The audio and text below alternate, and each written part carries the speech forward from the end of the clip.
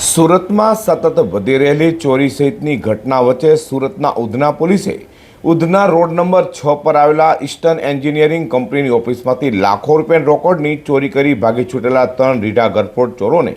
ઝડપી પાડી તેઓ પાસેથી ચોરેલા મુદ્દામાલ કબજે કર્યો છે। સુરત પોલીસ કમિશનર અનુપમસિંહ ગેહલોત, ખાસ police commissioner sector 1 Vamak Jami, નાયબ police commissioner zone 2 doctor Kanan Desai, incharge મદદનીશ police commissioner C division VN જાડેજાના માર્ગદર્શન હેઠળ ઉધના પીઆઈ એસએન દેસાઈ અને સેકન્ડ પીઆઈ જેએસ જામરેન ટીમ પીએસઆઈ એમ કે ઈસરાણીના માર્ગદર્શન હેઠળ ઉધના રોડ નંબર 6 પર ઈસ્ટર્ન એન્જિનિયરિંગ કંપનીની ઓફિસમાંથી ગત 30મી ડિસેમ્બરના રોજ વહેલી સવારે ઓફિસમાં ત્રાટકી ટેબલમાં મૂકેલા રોકડા 11,70,000થી વધુ તથા એક્સટર્નલ હાર્ડ ડિસ્કની ચોરી કરી ભાગી છૂટેલાઓને ઝડપી પાડવા સીસીટીવી સહિતની તપાસ કરી રહ્યા હતા। ત્યારે અનામ હેડ કોન્સ્ટેબલ જિગ્નેશ અંબાલાલ, અનામ head constable Sanmukh Ranchhodbhai, અનામ head constable બીનુકુમાર Munnabhai અને અનામ હેડ કોન્સ્ટેબલ પિયુષભાઈ ખેમચંદભાઈને મળેલી બાતમીના આધારે અને સીસીટીવીની તપાસ બાદ ગરફોડ ચોરીને અંજામ આપનાર મૂળ નેપાળ, હાલ ઉધના બીઆરસી ઝુડિયોની પાછળ ફૂટપાથ પર રહેતા શુભમ ઉર્ફે નેપાલી શેરાસિંહ, બીજો યુપીના જૌનપુર, હાલ ઉધના અશોક સમ્રાટનગરમાં રહેતા દીપક ઉર્ફે કાલિયો અનિલ જયસ્વાલ અને ત્રીજો મૂળ મહારાષ્ટ્ર જલગાંવ,